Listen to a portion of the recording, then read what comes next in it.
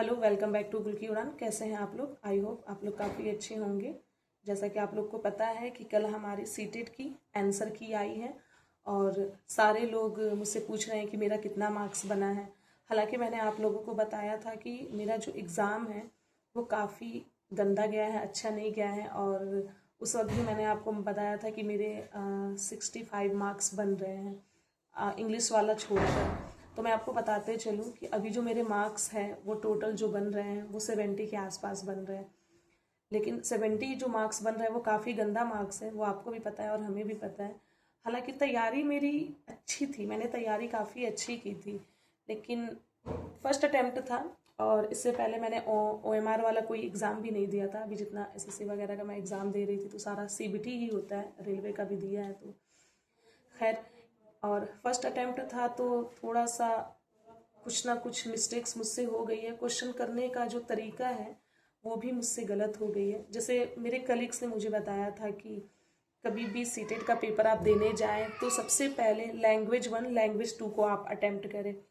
तो पहला language 1 language 2 जो हिंदी और इंग्लिश है उसे मैंने टच नहीं किया। मैंने सबसे पहले टच किया CDP को। और CDP में बात ये कि CDP को टच तो मैंने किया और 45 मिनट का टाइम मैंने लिया, उसके बावजूद उसमें मेरे मार्क्स बन रहे ओनली 20। और मैथ्स मेरी ठीक थी। और आपको जैसे पता है कि 20 मार्क्स का कंटेंट और 10 नंबर का जो था आपका मैथ्स पेडागोजी था, जिसमें दोनों को मिलाकर मेरे 21 मार्क्स बन रहे हैं। 3 क्वेश्चंस मैंने आपको बताया था कि जो मैथ्स कंटेंट से था वो क्वेश्चंस इजी थे, कैलकुलेटिव थे, लेकिन 2 से 3 बार अटेम्प्ट करने के बावजूद वो मतलब मेरा मुझसे नहीं हो पाया। और जब घर पे आकर मैंने सॉल्व किया तो वो सॉल्व हो गया। आप लोग के साथ मैंने उसकी PY की उसके क्वेश्चंस के सॉल्यूशन भी मैंने शेयर किए थे। पेडागोजी में कुछ चीज़ें गलत हो गई है, मैथ्स पेडागोजी में। हालांकि घर आने के बाद लगा कि नहीं ये सही है, लेकिन कैसे मैं गलत करके आ गई ये चीज़ें नहीं समझ में आ रहा है। और मैं आपको बताते चलूँ कि जब मैं मॉक दे रही थी तो मॉक में मेरा नंबर जो है वो 110 नंबर, 105 नंबर, 95 मार्क्स बन रहे थे। और जो मार्क्स अभी बन रहे हैं वो है सिर्फ 70। मतलब कि आप सोच सकते हैं। बट मॉक में जो मार्क्स बन रहा है और जो आपका रियल मार्क्स है, जो 110, 95, 105 नंबर बन रहे थे, लेकिन अभी आपके जो मार्क्स बन रहे हैं अभी आप सॉरी मेरे जो मार्क्स बन रहे हैं वो 70 बन रहे हैं। डिफरेंस आप देख सकते हैं कि 20 से 30 नंबर का फ़र्क है। मतलब कि इतना तो समझ में आ रहा है कि मॉक और रियल एग्ज़ाम में काफ़ी डिफरेंस है, काफ़ी फ़र्क है। मतलब कहने का मतलब है कि वो तो मोबाइल पे हम लोग टच करके दे रहे हैं और रियल एग्ज़ाम में हम लोग जो है वो बुलेट को फिल कर रहे हैं, तो कहीं ना कहीं फ़र्क है। एक दिन पहले मेरा 3rd सेमेस्टर का प्रैक्टिकल का एग्ज़ाम था, वो भी मैं देने चली गई थी। ठंडी भी थी, थोड़ी सी सर्दी वगैरह भी हो गई थी। खैर ये सारे तो चीज़ें एक्सक्यूजेज हैं। और बहुत सारे लोगों का अच्छा एग्ज़ाम गया है। हम अभी कह देंगे कि क्वेश्चन पेपर काफ़ी लेंदी था, लेकिन उसमें बहुत सारे लोगों का क्वेश्चंस जो है वो उनका 120 130 मार्क्स बन रहा है। तो अच्छी बात है और खुशी भी हो रही है कि उनका भाई निकल जाए।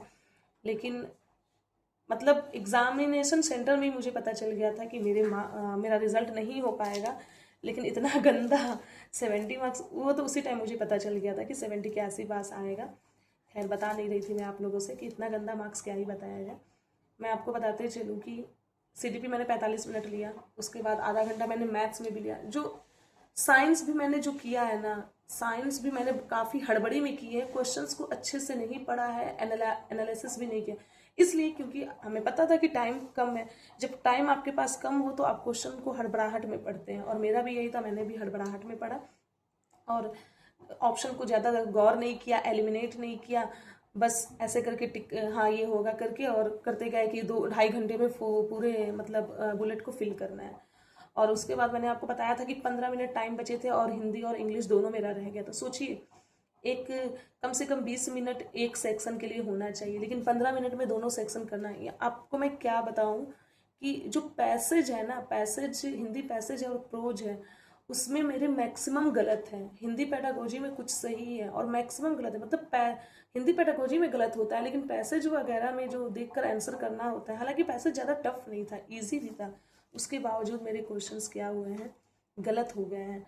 और इंग्लिश का भी पैसेज इजी था, लेकिन इंग्लिश का तो मैंने पढ़ा भी नहीं था, इंग्लिश का तो डायरेक्ट ऐसे ही टिक किया था। और हिंदी का मैंने पढ़ा था, लेकिन हिंदी से ज़्यादा नंबर आया है इंग्लिश में।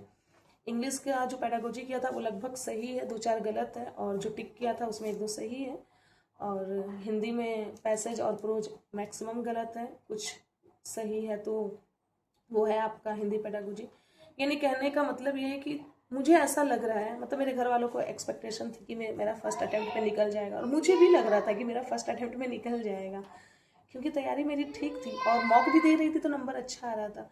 लेकिन इतना समझ में आया है कि एग्ज़ाम देने का भी एक हुनर होता है, कि एग्जामिनेशन हॉल में आपको कैसे बैठना है, कैसे क्वेश्चंस को अटेम्प्ट करना है, माइंड को कैसे आपको रिलैक्स मोड में रखना है, पैनिक नहीं होना है। लास्ट में मैं पैनिक भी कर गई थी, और मैं ही नहीं, बहुत सारे जितने भी एसएससी सीटेट का एग्ज़ाम देने गए थे उनका भी यही कहना है।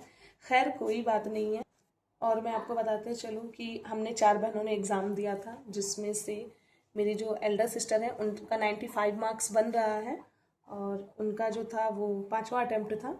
और इससे पहले भी उनका मार्क्स काफ़ी अच्छा रहा था, 89, 87, 88। थोड़ा सा सिली नंबर से इधर उधर वो उनका रह जा रहा था, तो कुछ ही नंबर से उनका एग्ज़ाम रह जा रहा था। उनका पहले ही हो गया रहता, लेकिन थोड़ा बहुत लापरवाही की वजह से उनका रह जा रहा था। खैर अभी उनका क्लियर हो गया। जो मेरी यंगर सिस्टर थी उनका भी 75 के आसपास बन रहा है, उनका भी पेपर अच्छा नहीं गया था। उनका भी फर्स्ट, मेरा और मेरी यंगर सिस्टर का दोनों का जो था वो फर्स्ट अटेम्प्ट था। और एक जो मेरी और एल्डर सिस्टर है उनकी तैयारी नहीं थी, हालांकि उनका सब्जेक्ट उर्दू है, उन्होंने देखा ही नहीं है, वो पहले ही कह दी कि मैं रिजल्ट नहीं देखूंगी। खैर जो भी हुआ, अब हमें नेक्स्ट सीटेट की तैयारी करनी है, और इस बार मैंने सोच लिया है कि नहीं, साइंस की प्रॉपर नोट्स मुझे बनाना है। और सबसे ज़्यादा ये दिक्कत हो रही है ना, किसी को क्या ही आप अपना रिजल्ट बताएंगे। आप एक मैथ्स टीचर है, साइंस टीचर है, और आपका साइंस और मैथ्स में इतना कम मार्क्स आए। मैथ्स में तो 21 आया है, लेकिन 21 नहीं आना चाहिए था, मेरा 25 के आसपास आना चाहिए था। खैर साइंस में तो उससे भी बुरा हाल है, क्या ही बताऊँ। तो एक मतलब काफ़ी बुरा लग रहा है। तो मैंने सोचा है कि इस बार साइंस की प्रॉपर मैं नोट्स बनाऊंगी, और अभी से प्रिपरेशन से, मतलब आज से तो नहीं, लेकिन कल से मैं सारी अपनी प्रिपरेशन स्टार्ट कर दूंगी। मैथ्स वाला पोर्शन अभी मैं रहने दूंगी, ऐसा नहीं है, क्योंकि मैथ्स एसएससी वाला कर रही हूँ तो मैथ्स का होगा मेरा। पेडागोजी पे थोड़ा सा ध्यान देना है, मैथ्स पेडागोजी पे। और हिंदी इंग्लिश जो पैसेज है उस पर भी थोड़ा सा प्रीवियस ईयर फोकस करना है। और इस बार मैं मॉक नहीं लगाऊंगी, मैं मॉक खोलूंगी ज़रूर, लेकिन जब टेस्ट में दूंगी तो मैं क्या कहते हैं, आपका OMR sheet, yes, OMR sheet को मैं सामने रखकर मोबाइल पे मॉक लगाऊंगी, लेकिन फिल करूंगी मैं ओएमआर, ताकि ये होगा कि हमारी हैबिट उससे बनेगी कि आप उसमें उसमें तो टच करूंगी और प्लस ओएमआर भी भरूंगी। और उस 2.5 घंटे में ये काम हम लोग करेंगे, तब जाके हमारी प्रैक्टिस बनेगी, जहाँ तक मुझे लग रहा है। और हाँ, अगर अब जब भी एग्ज़ाम हम लोग देने जाएंगे, किसी भी ओएमआर वाला और कोई भी सीटेट यूपीटेट जो भी, सबसे पहले हम लोग लैंग्वेज को अटेम्प्ट करेंगे, लैंग्वेज 1 लैंग्वेज 2, उसके बाद सीडीपी मैथ साइंस जो भी है।